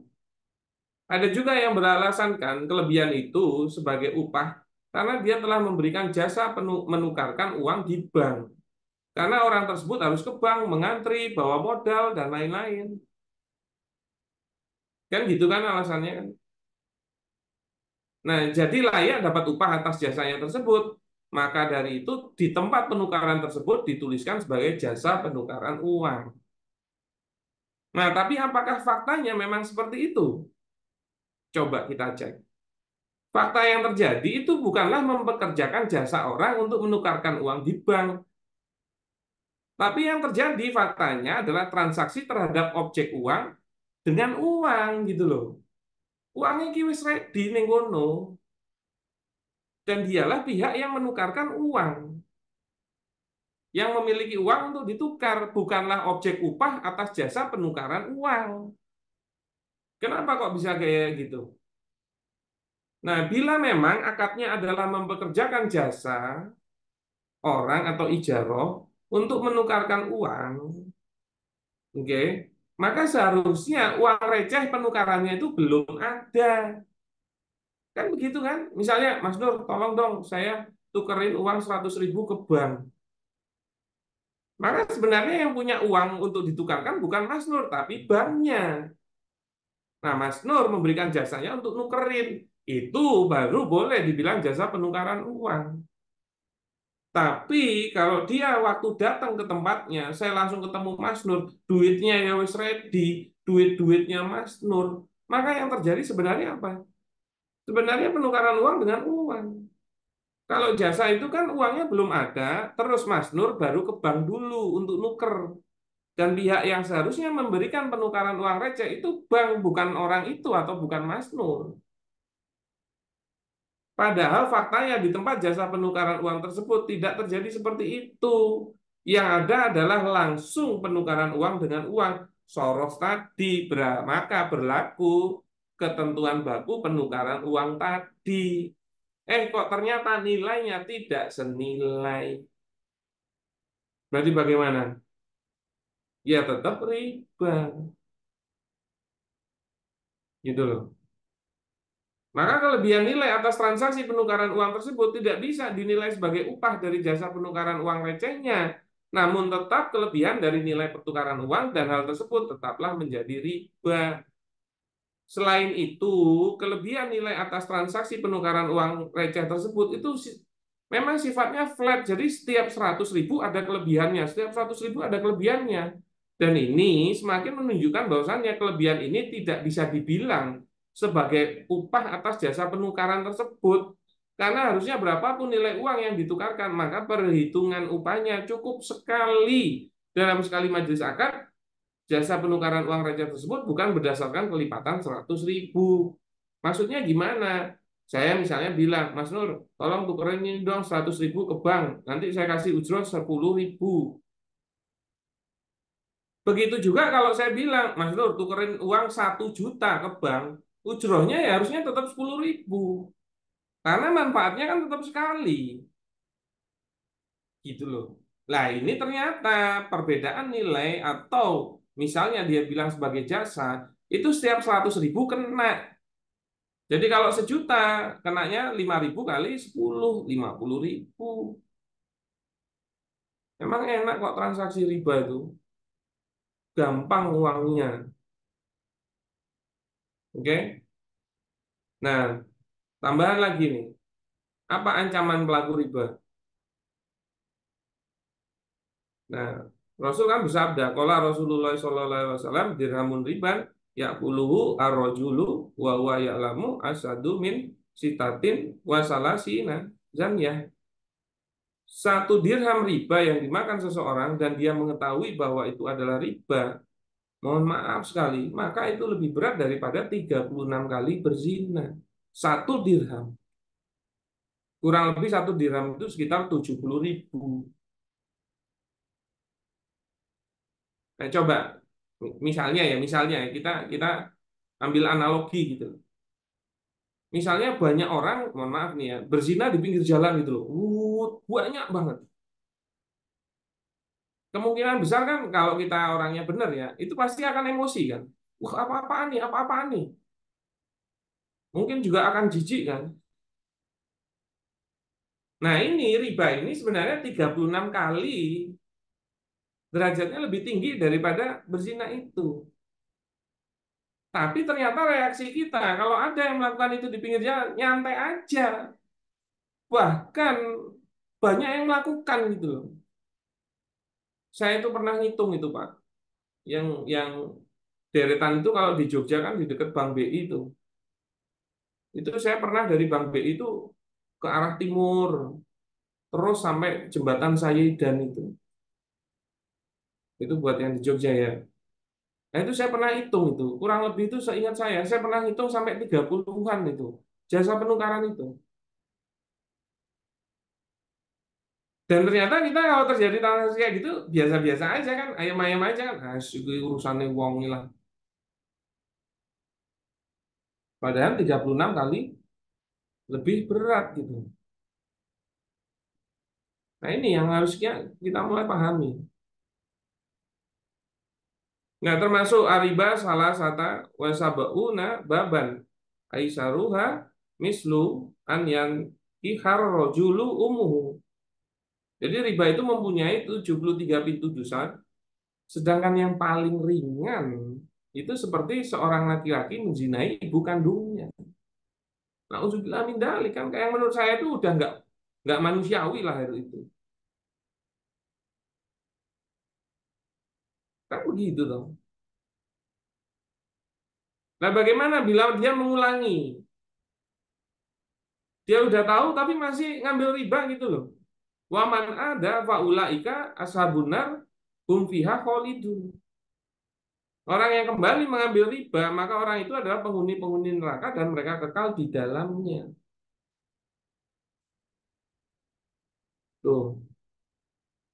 Ya walaupun ulama menyampaikan ya kalau seorang muslim itu nggak akan kekal di neraka. Nanti insya Allah tetap akan masuk surga, tapi bisa jadi lama di nerakanya. Nauzubillah min dzalik. Nah, sudah dikasih tahu, masih mengulangi dan bahkan tidak mau meninggalkan ribanya. Nah, ini ditegasin lagi kan nama Allah kan ya ayyuhallazina amanu ittaqullaha wazaru ma baqiya minal riba in kuntum mu'minin. Fa ilam taf'alu fa'zunu biharbin minallahi wa rasulihi. Hai orang-orang yang beriman, bertakwalah kepada Allah dan tinggalkan sisa riba yang belum dipungut jika kamu orang-orang yang beriman. Ini penegasannya dua kali ya. Di sini ada orang-orang yang beriman, di sini juga orang-orang yang beriman. Makanya level hukumnya sangat tegas. Maka jika kamu tidak mengerjakan yaitu meninggalkan sisa ribanya, maka ketahuilah bahwa Allah dan Rasulnya akan memerangimu. Ya kalau PD monggo aja. Ketemu Israel aja ngeot kok. Saya tadi apa kemarin ya lihat ada video itu di sosmed itu. Ustadz siapa yang jamaah tablik yang senang bermusik itu namanya? Dari Sulaiman, Ustaz. Nah, dari Sulaiman itu. Menyampaikan di forum itu beliau. Negara ini udah terlalu berani, kalau nggak salah pokoknya redaksinya kurang lebih begitu. Yaitu apa? Menantang perang Allah dan Rasulnya. Itu Ustaz dari Sulaiman ngomong gitu. Yang pada di acara kan bingung, maksudnya dia. Yaitu apa? Dengan berani melakukan riba dalam level negara gitu loh. Coba cek aja, utang negara kita ini pasti pakai bunga. Dan Anda tahu nggak, untuk tahun ini bunganya saja itu hampir 500 triliun. Padahal APBN kita itu sekitar 2000-an. Berarti seperempatnya dewe itu cuma bayar bunga gitu. Makanya kenapa kok jadi ngos-ngosan gitu? Kuil. Itu aja belum dihitung dengan adanya korupsi 271 triliun. Wah, ejian ya, kok iso korupsi 271 triliun ya? Aku ya geleng-geleng. Nah, maka inilah dampaknya. Ya gimana kita mau bilang ingin punya negara yang berkah kalau ternyata ya kondisinya seperti ini kan. Bahkan buktinya yang jasa penukaran uang yang faktanya itu meriba, ya polisi itu nggak ngapa-ngapain kok, diboleh-bolehin aja. Ya berarti kan memang hukumnya membolehkan. Oke, begitu. Wallahu alam, wassalam, semoga bermanfaat apa yang kita diskusikan malam hari ini. Ya, semoga menjadi ilmu yang bermanfaat. Dan silahkan kalau ada yang mau bertanya, saya kembalikan Waalaikumsalam. ke moderator, udah Mas Nur. Oke, Tapi sebelumnya saya izin dulu untuk siap. minum. Monggo, Oke. kalau mau dilanjut, mungkin ada info yang mau disampaikan. Ya, baik Ustaz. Jazakallah khairan Ustaz Fili yang sudah menyampaikan materinya. Jadi dari sini kita udah mendapat kesimpulan ya bagaimana seharusnya kita menjalani aktivitas muamalah tersebut dalam perihal tukar menukar uang tersebut. Ya, semoga kita yang di sini benar-benar memahami bagaimana memang terkait dengan tentang riba itu ya kita bukan lagi berbicara tentang halal dan haram. Jadi lebih ke menantang Allah ya untuk berperang dengan kita. Wah, itu bahaya banget. Allah yang punya surga, Allah yang punya neraka. Jadi kalau kita tidak suka dengan Allah ya siap-siap aja nanti tempatnya di neraka ya. Nauzubillah min dzalik. Semoga kita jauh ya dari percikan api neraka tersebut. Baik Bapak Ibu yang insya Allah dirahmati Allah Subhanahu Wa Taala, tadi sebagaimana yang Ustadz Fili sampaikan ya, ternyata kita memang bukan menolak ya, tapi bisa jadi kita tidak tahu dalam beraktivitas muamalah sehingga banyak sekali yang di masyarakat, oh itu boleh kok, oh itu boleh kok, asasnya balik lagi manfaat, tetapi secara dalilnya, secara hukum syariatnya kita belum benar-benar memahami. Sama halnya dalam bisnis juga demikian, ketika kita ingin menjalani sebuah bisnis harus paham akad apa sih yang kita jalanin, akad apa sih yang benar-benar kita lakukan saat itu. Karena dalam bisnis kerjasama pun ada dalam Islam, yaitu namanya syirkah. Nah, kami dari bisyara.id ingin sekali membantu Bapak Ibu sekalian yang benar-benar ingin terjun di dunia bisnis sebagai pengelola ataupun investor ya. Maka kami dari bisyara.id insya Allah akan hadir spasi sekolah pengelola syirkah yang insya Allah akan dibersamai oleh 5 pemateri yang sebelumnya itu hanya 4 dan pada kesempatan batch kelima ini kita akan dihadiri oleh guest star kita yaitu Kang Dewa Eka. Insya Allah spasi sekolah pengolah syirka ini akan kita adakan di Yogyakarta 14 sampai 16 Mei 2024.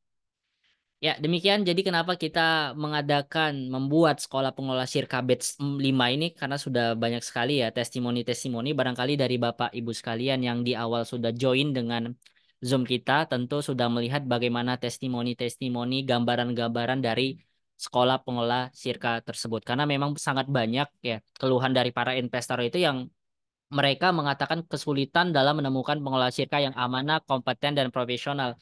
Karena ya balik lagi karena tidak tahu bagaimana cara menjalani bisnis ini sesuai dengan syariat Islam. Nah, visi dari sekolah pengelola syirka ini adalah mencetak para pengelola syirka yang amanah, kompeten dan profesional. Ya, balik lagi karena memang visi dari Bisyara.id adalah mengembalikan eh, salah satu misi spasi ini adalah mengedukasi syirka yang sesuai syariah ke masyarakat luas, kemudian mengedukasi syirka sebagai solusi permodalan tanpa utang ribawi, dan juga membantu para pengelola syirka menjadi amanah, kompeten, dan profesional, dan juga membanyak kerjasama syirka untuk memperkuat ekonomi umat, dan yang terakhir, membangun ekosistem pasar ekonomi syariah.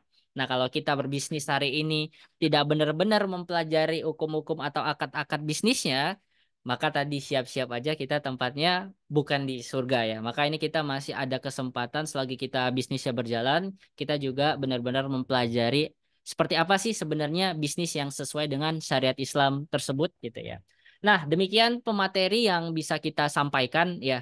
Pemateri tersebut dibersamai oleh Ustadz Dwi Condro Triyono. Beliau sudah kita kenal lah masyarakat juga pada kenal beliau. Beliau adalah pakar ekonomi Islam, guru pengusaha Muslim, founder dan CFO Syafaat Markom. Ya, jadi beliau juga bersyirkah ya di perusahaan Syafa tersebut. Alhamdulillah tuh udah sampai 25 tahun. Dan juga salah satu dosen Sekolah Tinggi Ekonomi Islam Stay Hamfara. Dan insya Allah juga akan dibersamai oleh Ustadz Firly Ferdiansyah. Beliau adalah founder dan CEO dari Bisyaro.id dan juga sering kita sebut penghulu syirkah. Dan juga punya banyak pengalaman ya tentunya di syariah menjadi ketua Islamic Business Coaching atau IBC dan juga penulis buku Udah Syirkahin Aja. Kemudian ada juga Pak Pramudi Ringga, beliau juga konsultan Legending Organization System ya, kemudian spesialis bisnis setup dan charge management, kemudian owner dari PT Arion Sinergi Akselerasi. Kemudian dibersamai oleh Pak El Chandra. Nah, beliau sudah lama ya di lembaga keuangan konvensional selama 20 tahun. Jadi benar-benar banyak sekali pengalaman kita akan ulik di dalamnya nanti ketika Pak El Chandra menyampaikan bagaimana liciknya lembaga-lembaga bank tersebut ya. Kemudian beliau juga ketua Ex Bank Indonesia sampai sekarang. Dan tamu spesial kita akan dibersamai Kang Dewa Eka Prayoga ya.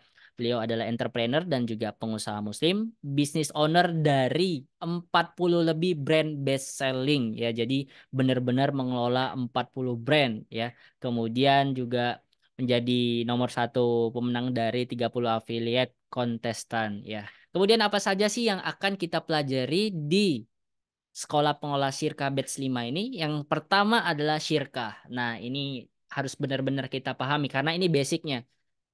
Jangan sampai kita menjalani kerjasama tapi nggak tahu itu akadnya apa. Nah, masalah ya. Pola belajar mengenai syirkah ini yang sesuai syariah beserta implikasi agar paham halal, haram, dan koridor bisnis syariahnya. Jadi kita akan membahas tentang akad-akadnya gitu ya. Tentang akad-akad kepegawaian dan lain sebagainya. Kemudian ada visibility study. Ya, berikut adalah visibility study, teknik analisis yang digunakan untuk menilai kualitas dari faktor sebuah bisnis agar pebisnis bisa mengetahui bisnis layak dijalankan dan dikerjasamakan atau tidak. Nah, ini penting. Kalau kita sebagai pengelola, apakah pemodalnya sudah memiliki visibility study? Nah, dari sini kita bisa melihat jangka panjangnya, jangka pendeknya, dan kualitas dari bisnis kita nanti ke depannya seperti apa. Kemudian ada kepegawaian di situ termasuk akad-akad ijaroh ya bagaimana nanti insya Allah akan dibahas. Kemudian ada laporan keuangan. Nah ini juga penting karena kalau kita masalah dengan laporan keuangan juga bisa jatuhnya riba atau ada utang piutang yang bisa tidak kita ketahui. Maka ini penting sekali untuk kita pelajari. Kemudian ada sistemasi bisnis.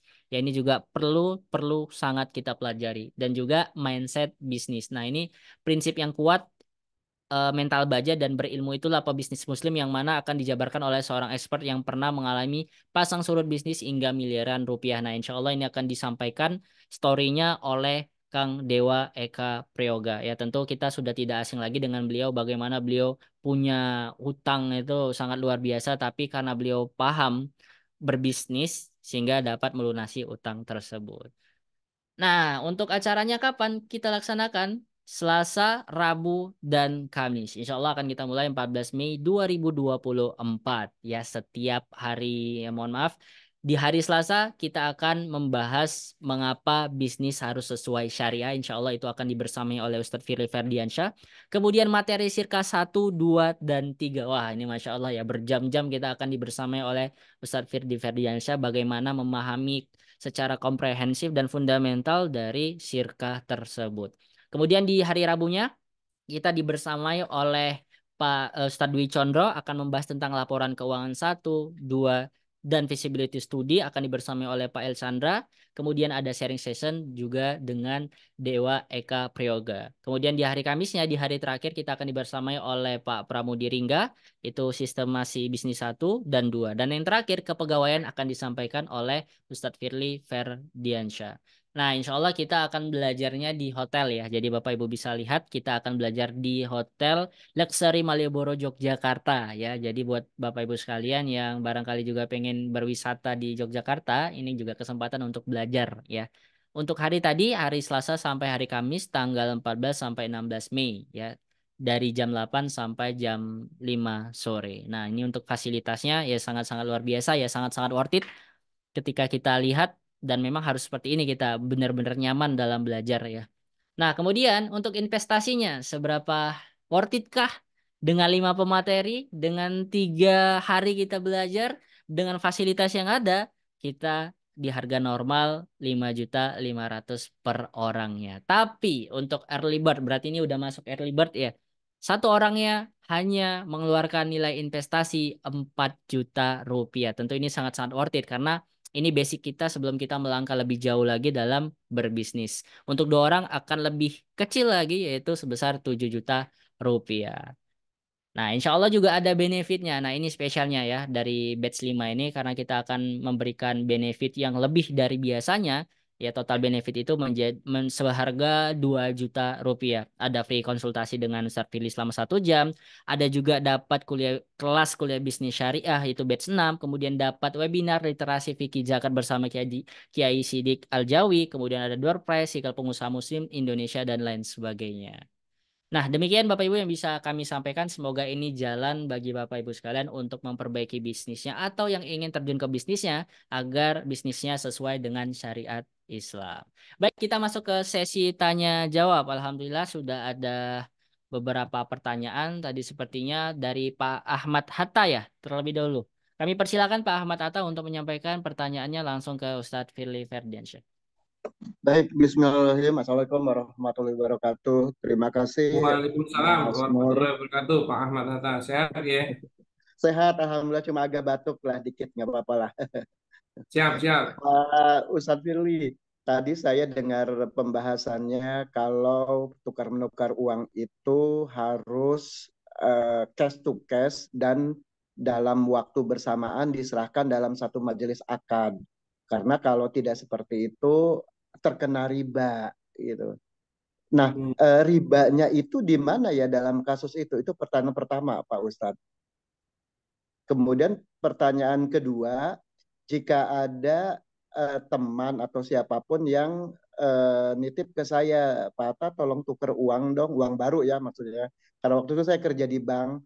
Nah, orang itu sudah memberikan dulu uang lamanya ke saya, tapi saya kan belum pegang uang barunya. Sehingga besoknya saya ke kasir, saya tukarkan uang baru, setelah saya nyampe rumah sorenya baru saya serahkan uang itu ke teman saya itu yang tukar uang. Nah, dalam kondisi seperti itu apakah boleh Pak Ustadz? Demikian Pak Ustadz. Siap, Pak Ahmad Hatta. Jadi kalau untuk yang pertama, itu tadi gimana faktanya? Yang pertama tadi? Yang pertama tadi kan cash to cash, uangnya tunai dengan tunai, kemudian diserahkan dalam majelis akad yang sama, gitu. Oh, ribanya di mana gitu ya? Jadi riba itu gitu, ada dua, ada riba fadl, ada riba nasi'ah. Itu memang di bab riba. Nah, kalau riba fadl itu pertukarannya tidak senilai. Seperti tadi, uang 100.000 kok dapat pertukarannya 95.000. Ya. Nah, itu namanya riba fadl, terjadinya tafadul, tambahan nilai. Oke. Nah, kalau riba nasi'ah itu riba karena waktu menunggu. Yaitu apa? Tidak bisa diberikan secara langsung. Misalnya gimana? Oke, saya tukar ya 100.000. Oke, berapa? 50 ribuan dua. Ya, ini 50.000 dulu sekarang, 50.000-nya lagi besok. Nah, itu tetap terjadi riba, tapi riba nasi'ah namanya. Kalau nilainya sama nih 100, tapi pemberiannya tidak langsung semuanya di majelis akad. Ini riba, tapi riba nasi'ah, riba masa menunggu. Yaitu apa? Tidak terjadi yadan biyadin, serah terima yang kontan di majelis akad. Itu juga riba. Jadi riba itu basically ada dua, ada riba fadl, ada riba nasi'ah. Nah, kalau utang piutang itu masuknya ke riba nasi'ah memang Pak Ahmad Hatta. Oke. Gitu ya. Nah, untuk pertanyaan yang kedua, nah sebenarnya yang Anda lakukan itu adalah mewakili tetangga Anda untuk menukar ke bank. Berarti bukan Anda lah pemilik uang penukarannya, tapi bank. Oke. Berarti kalau Anda dititipi, tolong dong tukerin. Boleh. Maka kalau dia nitip, berarti bukan akadnya sama Anda, itu akad wakalah. Bukan sorof, bukan pertukaran uang. Nah, nanti habis itu baru Anda yang nukerin ke bank di kantor Anda sendiri. Nah, itu yang harusnya juga ya, dan biadin, tidak boleh tertunda. Jadi nggak boleh, ini ya tetanggaku tukar 1 juta ya, nanti sore tak ambil. Nah, itu juga nggak boleh kalau ke banknya. Kalau banknya, kalau Anda langsung hanya ke bank. mewakili uangnya. Oke. Gimana Pak? Ya, ya artinya dalam kondisi pertanyaan yang kedua itu boleh ya karena itu seperti Boleh. nitip ya gitu ya Pak Ustadz ya. Iya, seperti nitip Anda menjadi wakil untuk menukarkan. Maka akadnya wakalah, bukan pertukaran uang, bukan sorof.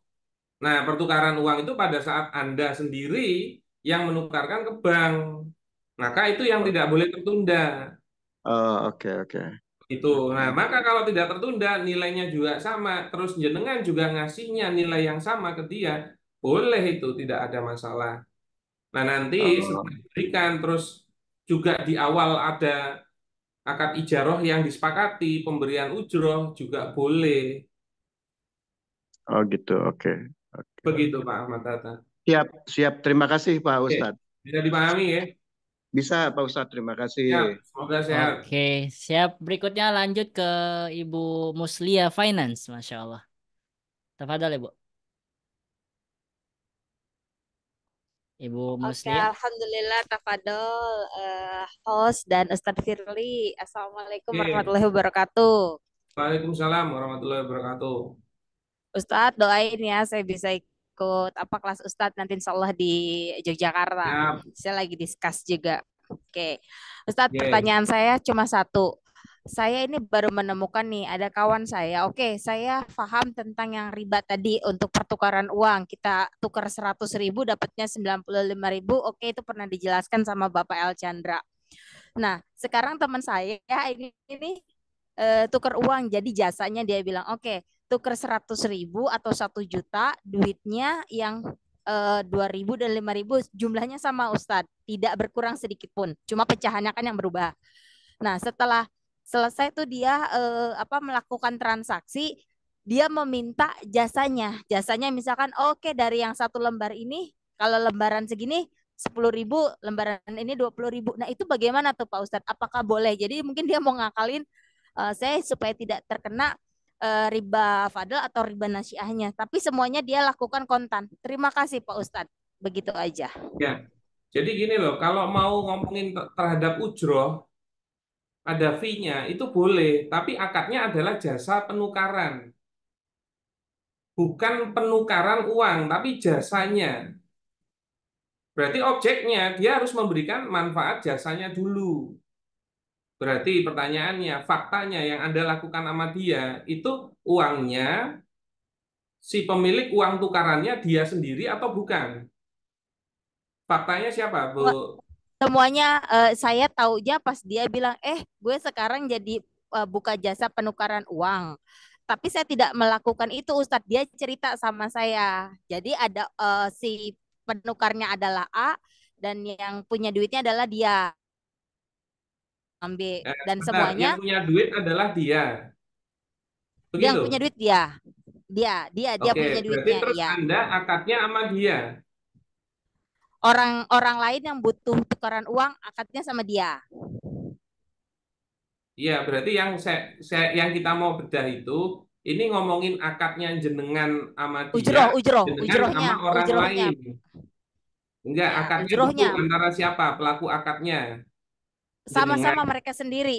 Enggak, Oh, saya mereka. cuma Nggak ada diceritakan. urusan jenengan. Diceritakan. Enggak ada Oh, urusan. ya. Nah, berarti kan orang lain itu sama dia tuker-tukeran uang, begitu kan? Ya. Ya, betul. kalau itu sebenarnya bukan jasa penukaran uang, tapi langsung penukaran uang. Nah, maka kalau itu jatuhnya akadnya sorof, bukan ijaroh. Nah, berarti kalau sorof harus senilai. Oh. Nah, kalau yang dia bilang jasa, itu sebenarnya uang tukerannya itu bukan di dia. Misalnya dia itu kan A, kemudian ada B yang mau nuker. Itu yang ada adalah B minta tolong ke A untuk nukerin ke bank. Nah, itu baru jasa. Berarti kan uang tukerannya oleh bank, bukan oleh si A. Gitu loh, itu baru jasa. Tapi kalau memang A sama B itu ketemunya uang langsung tukeran sama uang, ya itu sorof, bukan ijaroh. Maka kalau sorof ya harus senilai. kalau dia sejenis. Nah, kayak kalau kita ke valuta asing itu tidak sejenis boleh karena rupiah ketemu dolar. Nah, itu tinggal disepakati berapa nilainya. Begitu Bu mestinya. Iya, maksud saya, iya uangnya nggak berkurang tuh Pak Ustadz, tapi setelah selesai nih akadnya, bukan akad ya, setelah selesai transaksinya, dia meminta ada jasanya Nah, dong iya. bayar, misalkan kalau yang segepok 2 juta gitu, yang 2 ribuan, dia minta Oke, fee-nya sekarang itu 10 sekarang ribu. dikelirin aja. Akad yang pertama sudah selesai belum nuker duitnya? Sudah, Sudah. Nah, sudah, terus saya sudah, tanya, dia sudah. minta fee itu atas apa? Itu ya atas penukaran uang itu, jadi dia nggak perlu Ya, ke kalau bank kan karena penukaran dia uang itu langsung bukan datang. akad ijaroh kan, tapi pertukaran Bukan, uang sorof yang tadi. Dan itu tidak bisa dimintai jasa. Maka permintaan jasa atas hal tersebut itu juga tidak boleh. Itu permintaan jasa yang atau ujroh yang tidak Oh, sah. Gitu loh, karena haram untuk masuknya, dia minta haram ujroh, masuknya dia harus Pak ngasih Ustadz. manfaat. Manfaat yang mana? Sorof tadi. Oh, itu bukan manfaat, itu memang pertukaran uang. Begitu loh. Nah, maka itu Haram sebenarnya Pak Ustadz jatuhnya. ya bukan masalah riba, tapi itu permintaan ujroh yang tidak sah karena dia nggak ngasih manfaat apa-apa. Oh Pertukaran gitu, uang itu berarti tidak tetap dinilai aja nggak sebagai boleh ya. manfaat. Iya, pertukaran uangnya tidak dinilai sebagai manfaat, hanya tukar-tukaran uang aja. Ya makanya kalau dia minta Oh, ujroh itu tidak sah gitu. oh begitu. Oke, terima kasih Pak Ustadz atas penjelasannya. Ya, Nanti coba saya sama-sama. bicara sama mereka. Besok, Iya, ya, Assalamualaikum warahmatullahi wabarakatuh. Waalaikumsalam warahmatullahi wabarakatuh. Besok ikut spasi lebih banyak yang kita bisa diskusikan. Kalau offline itu head to headnya lebih enak nanti. Betul. Dan Alhamdulillah. biasanya tambah bingung. Loh, kok malah tambah bingung? Konsultan Ya, di bicara itu buat tambah bingung ya, Ustaz, bukan menyelesaikan masalah. Ya, masuk siap. Ustaz. Oke, berikutnya. Wah, malah hilang tadi yang resan. Hilang. Masya Allah. Ini Ber- ada yang di chat nih kayaknya. oh, Andi. udah tapi lagi. Oh Ibu ya, Hikmah, kami persilakan Ibu Hikmah. Insya Allah setelah ini yang dari chat Pak Andi Abu Atullah ya. ya. Oke. Assalamualaikum Ustaz Firly. Waalaikumsalam warahmatullahi wabarakatuh, Bu Nikmah. Monggo. Terkait yang tukar uang karena memang banyak ya sekarang lagi ini. Kalau misalnya tadi satu tempat, oke, tadi misal nih saya ngasih 30, tukerannya langsung baru 30. Nah, kalau ada misalkan saya sudah pegang uang 30 baru ini. Nah, kemudian ada teman, saya mau Bu Nikmah 10 juta. Lah, sementara posisi dia misalkan di Surabaya, saya di Malang. Nah, tapi yang ngambil uang barunya ini si adiknya. Lah, uang yang tukerannya itu ditransfer ke saya ngasih yang uang barunya ke adiknya. Seperti itu bisa apa enggak, Ustaz? Ya, jadi gini, yang terpenting pertukaran itu harus terjadi di majelis akad. Tidak boleh di luar majelis. Maka apabila dia mau diwakilkan oleh adiknya boleh. Terus ketemu sama jenengan harusnya, jebret. Nah, pada saat ketemuan, dia memang mentransfer uangnya. Itu Ya. sebenarnya sudah menyerahkan uangnya kepada jenengan. Dan jenengan langsung memberikan objeknya langsung pertukarannya kepada adiknya. Maka itu masih dihukumi satu majelis akad. Satu, nggih, nggih, Ya, nggih. yang nggak boleh itu dia transfer duluan, tapi akadnya tukar menukar. Nanti jenengan ngasih penukarannya kepada adiknya, tapi mungkin sore. Nah, itu ribanya riba nasiah itu. Nah, Berarti kalau lebih kalau baik ya kalau kalau saat mau diubah dulu ketemu. akadnya jadi utang. Oke. Misalnya aku Oh, mau utang 1 juta misalnya. oke. Nah, nanti bayarnya lewat adiknya pas ketemu, tapi dalam bentuk receh. Tapi itu akadnya utang piutang. Kalau Nah, saya tapi ditransfer apakah duluan benar berarti ini saya utang akadnya utang dulu. piutang? Jangan-jangan pertukaran. Kalau pertukaran nggak boleh, harus satu majelis akad. Nggih, nggih, nggih, nggih. Berarti lebih amannya di saat adiknya datang ngambil uang baru, saya info ke yang kakaknya Surabaya untuk transfer. Ya, dan jangan pisah dulu sebelum Nggih, selesai nggih. transfernya. Siap, siap. Oke, dan juga jangan salah transfer. Nanti kalau ke saya, wah itu malah Jadinya saya yang happy kan. Nanti ikut sekalian yang di Jogja kalau salah transfer itu, Ustaz. Wah, boleh, boleh. Ya nggak usah diikat, diwajibkan gitu dong. Jadi salah transfernya iya, ikutnya tetap iya gitu kan. Siap. Nggih, Ustaz. Siap. Nggih, siap. Itu Bu Nikmah. Cukup. Terima kasih, Oke, Ustaz. Nggih. matur nuwun sami-sami. Oke, terima kasih Bu Hikmah. Berikutnya mungkin ini barangkali pertanyaan terakhir ya, Sat. Apakah kita Ya, masih buka siap pertanyaan? terakhir. Oke. Sudah mau Dari jam. Pak Andi Abu Atullah. Apakah masih ada di Zoom kita? Bisa langsung resen aja kalau barangkali ingin langsung berinteraksi dengan Ustadz Firly. Tahu saya bacakan ya.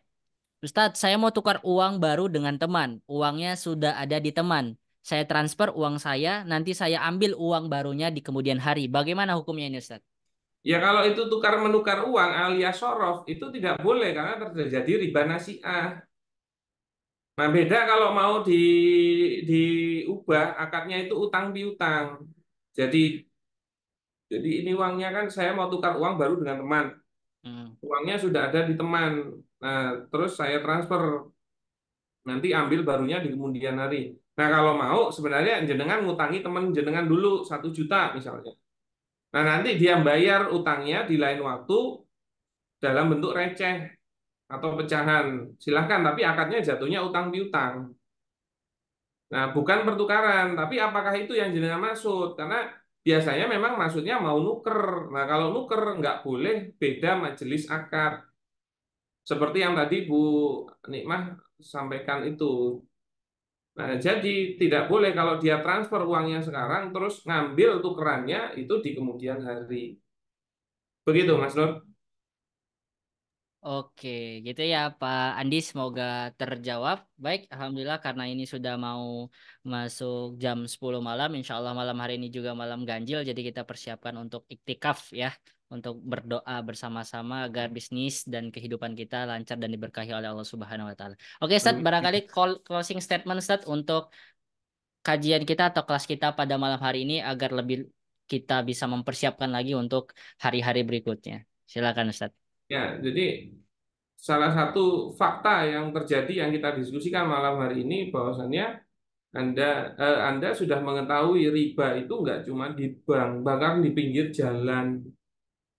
Nah, ini harus mulai memahami dan memang gimana bisa paham kalau tidak tahu ilmunya.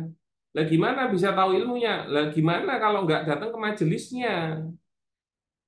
Nah, makanya luangkan waktu untuk bermajelis tersebut, entah dalam bentuk offline maupun online. Tapi memang yang nendang itu offline gitu loh. Saya itu tadi malam itu konsultasi sama guru saya, Ustadz Sidik, online, karena beliau lain kota. Tapi tadi sore saya ketemu, buka bareng sama beliau untuk mendiskusikan hal yang berbeda lagi. Nah itu feel-nya nggak dapatnya yang tadi sore itu, yang ini satset itu offline itu. Nah maksud saya luangkan waktu silahkan, yang penting sisihkan waktu untuk dimotivasi untuk mengikuti majelis ilmu. Nah silahkan bisa dipilih. Insya Allah di Syarah juga ada majelis-majelis yang online atau gratis. Tapi kalau mau nendang silahkan juga boleh ikut yang offline. Nah insya Allah yang terbaru itu Mei. Ada spasi sekolah pengelola syirkah itu 3 hari 5 pemateri. Nah kalau Anda di Lebaran ini berpotensi mendapatkan harta lebih, ya bisa disisihkan untuk bisa datang ke majelis yang memang diperlukan ilmunya. Jangan dihabisin hanya untuk membeli barang atau harta, atau termasuk malah lebih banyak mau ngeluarin harta untuk ibadah gitu loh.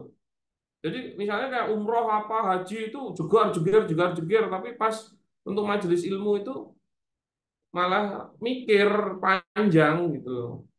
Nah, karena Allah itu malah lebih lebih suka orang yang tolabul ilmi, ahlul ilmi daripada ahlul ibadah gitu loh. Ya menjadi ahli ibadah itu bagus gitu loh, tapi Allah lebih menyukai ahli ilmu. Nah, dari situ mari kita motivasi untuk datang ke lebih banyak majelis lagi. Begitu dari saya. Ya, semoga apa yang kita diskusikan menjadi ilmu yang bermanfaat dan saya juga Amin. atas hal-hal yang kurang berkenan yang telah sampaikan, bukan berarti saya lebih baik daripada jenengan-jenengan, tapi saya ingin membagi ilmu yang saya punya. Begitu saya kembalikan kepada Mas Nur. Afwan minkum, akhirul kalam. Assalamualaikum warahmatullahi wabarakatuh. Waalaikumsalam warahmatullahi wabarakatuh. Baik, jazakallah khairan Ustaz Firly yang sudah menyampaikan materinya pada malam hari ini. Dan tentunya ketika kita malam hari ini udah mendapatkan materi yang sangat-sangat komprehensif ini, jangan lupa untuk kita sampaikan ke saudara kita. Barangkali mereka juga belum tahu ternyata ada riba di situ. Nah, inilah tugas kita untuk menyampaikan walaupun cuma satu ayat. Dan next barangkali juga bisa ikut di kelas-kelasnya Bisyaro.id ya Bapak Ibu sekalian. Baik, Ustaz Firly, terima kasih banyak kami ucapkan pada Ustaz Firly yang sudah menyampaikan materinya. Semoga Ustaz Firly next bisa juga akan terus memberikan materi-materi atau pengalaman dan ilmunya juga, karena kita sangat-sangat membutuhkan ya ilmu-ilmu bisnis yang sesuai dengan syariat Islam. Semoga Ustaz Firly diberikan kesehatan dan kemudahan oleh Allah Subhanahu wa taala untuk terus menyampaikan ilmu-ilmunya. Dan juga kami ucapkan banyak-banyak terima kasih kepada Bapak Ibu sekalian yang sudah ikut berpartisipasi pada malam hari ini. Semoga ilmu yang kita dapatkan malam hari ini benar-benar bisa kita jalankan agar kehidupan kita itu berkah dan bisa sampai menuju surganya Allah Subhanahu wa taala. Demikian Bapak Ibu sekalian, mari kita akhiri dengan hamdalah bersama-sama. Alhamdulillah ya Rabbil Alamin. Dan kita sempurnakan dengan doa kafaratul majlis.